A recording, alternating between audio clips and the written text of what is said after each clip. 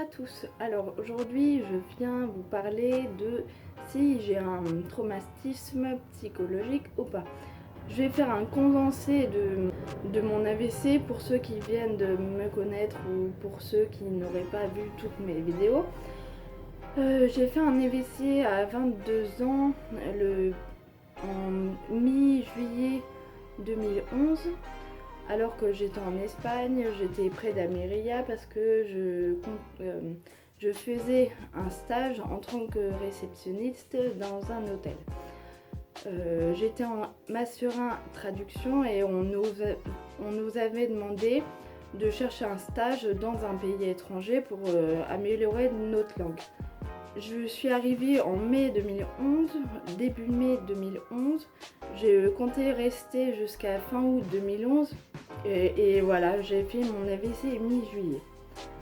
Au début, je pensais que je n'avais pas de séquelles psychologiques parce que j'avais fait l'opération de mon syndrome de la Tourette, ce dont je vais vous parler dans une prochaine vidéo. J'étais consciente que ça irait bien mieux après l'opération.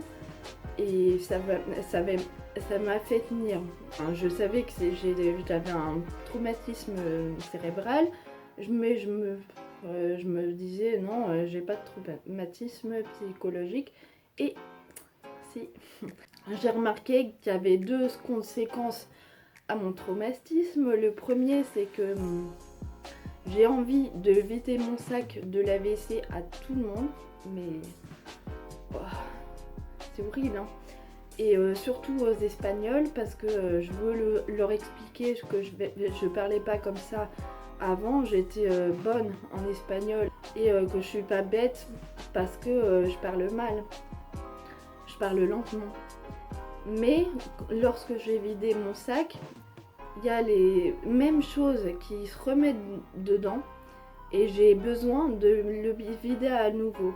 Je vous explique rapidement, j'étais en coloc avec deux filles et un garçon. Le garçon était gay et ça se voyait, c'était pour ça que le directeur de l'hôtel l'avait mis dans notre chambre, dans notre appartement. Il y avait quatre autres mecs qui étaient au-dessus, un ou deux étages au-dessus. Il y avait deux autres filles qui étaient dans un autre immeuble. Et du coup, comme je préfère les garçons, je préfère me mettre avec les garçons parce que j'ai eu des expériences, des mauvaises expériences, comme je traînais avec des filles. Je pense aux mecs tous les jours, mais tous les jours. Il n'y a pas un seul jour où je me souviens de ne pas avoir pensé à eux. Voilà, c'est horrible, c'est horrible. Parce que même si ça me fait du bien d'y penser, je sais que je pourrais pas les contacter parce que ils sont passés à autre chose. J'espère qu'ils vont bien. Mais à part mon traumatisme, il y a des choses bien qui me sont arrivées. J'ai écrit un livre, j'ai un site de vente d'objets en bois et je suis en train de monter un autre site qui j'espère va vous aider. Je le laisse pour une autre vidéo. Voilà, il faut faire de votre AVC un atout, une force pour le montrer aux autres et pour en être fier. Il y a Rami qui a monté, il a arrêté ses deux études, il avait le même côté que moi, de paralysé, et ça touche l'hémisphère gauche, touche la parole et la mémoire. Il a fait de son AVC une force et je vous mettrai le lien de son site en barre d'infos si vous voulez aller le voir. Et j'ai rencontré une deuxième fille aussi qui a un an moins que moi, qui a fait son AVC il y a 2 ans je crois. et qui était paralysée, qui est paralysée du côté gauche, donc ça n'a pas touché sa parole. Elle était étudiante en médecine et elle a repris ses études un an après, un an de réadaptation, rééducation intensive, et elle a repris ses études après et je pense qu'elle est interne.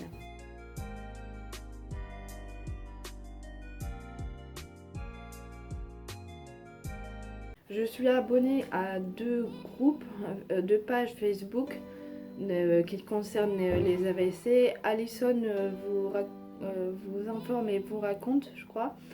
Et le deuxième, AVC Jeunes Survivants.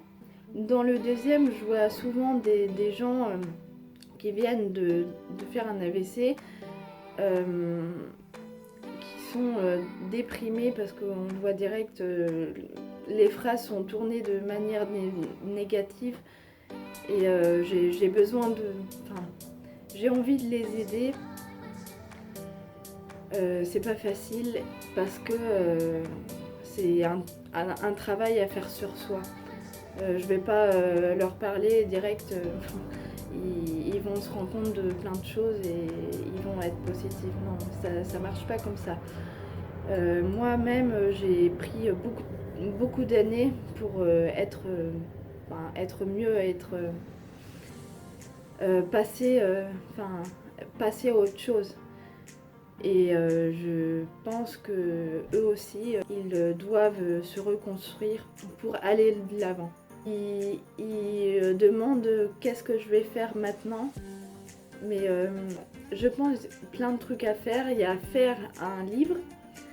Moi j'en ai fait un pour raconter votre traumatisme. Ça m'a bien aidé à mettre sur le papier mon traumatisme et à aller mieux, aller un petit peu mieux. Donc ça c'est important à faire, c'est une bonne idée. Et ensuite vous pouvez passer à la télé, à la radio, plein de trucs pour prouver que vous avez fait un AVC jeune et pour prouver aussi que vous n'avez pas trouvé les causes. Moi je sais à cause de mon syndrome de la Tourette, mais je connais plein de gens qui n'ont pas trouvé la cause. Il y a à faire un blog pour parler de votre AVC. Il faut que vous en fassiez une force, un atout de votre handicap. Et voilà, j'espère que ça vous aura aidé, que ça vous aura intéressé. Et à bientôt dans la prochaine vidéo. Bye.